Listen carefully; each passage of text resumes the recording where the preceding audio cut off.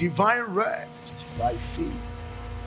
Hebrews chapter 4, the verse number 1. So therefore, since a promise remains of entering his rest, let us fear any of you seem to have come short of it. So others are short of rest.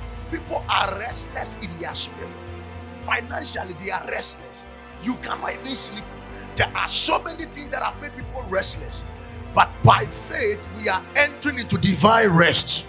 He said, for indeed the gospel was preached to us as well as to them. But the word which they heard did not profit them, not being mixed with faith in those who heard it. So others cannot have rest. Others will be restless. Others can never receive their miracle because what was preached to us has been preached to other people, but the others are not receiving their testimony, not because of anything. He said they did not mix it with what? Faith. The Bible said when God created everything on the seventh day, the Bible said he did what? He rested. So God completed everything before he entered into rest. But the question is, why is it that we are restless?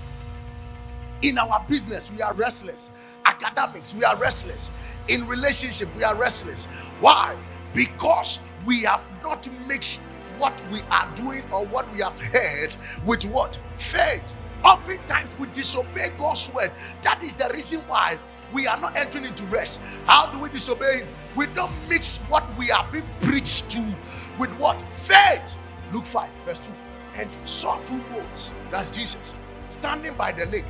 But the fishermen had gone from them and were washing their nets. Then he got into one of the boats, which was Simon's, and asked him to put out a little from the land. And he sat down and taught the multitude from what? The boat. Of all the boats that were there, why did he go to Simon's boat?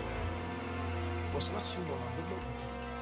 When God is about to test you, he will first of all let you go and have an empty net. You will start with what? An empty net for me to give you what? My word. Look at it. Jesus sat on the boat and he preached the gospel. He did not tell him that cast your net first. He decided to teach the word before he made him cast the net. Because if he had told him to cast the net, even after teaching, Peter was still complaining. When he had stopped speaking, he said to Simon, launch out. But Simon answered and said to him, Master, we have toiled all night, caught nothing. Nevertheless, at your word. When Peter said at your word, he casted the net at the word of Jesus. And he has increased his faith. Peter has believed. Because he believed Jesus, he casted his net. Now, the faith of Peter was able to attract fish from every side of the lake into the net. Your faith must be a magnetic field to attract blessing to you. When he casted the net at your word, believed in Jesus, now fish started coming into the net. Now, where Peter was standing, Peter first of all told Jesus, we have gone very deeper, we didn't get anything. So where they were standing, it is impossible for you to get what? Fish. But by his faith, fish started coming. If you have faith, things come to you. You don't go to things. Have faith, believing in Jesus.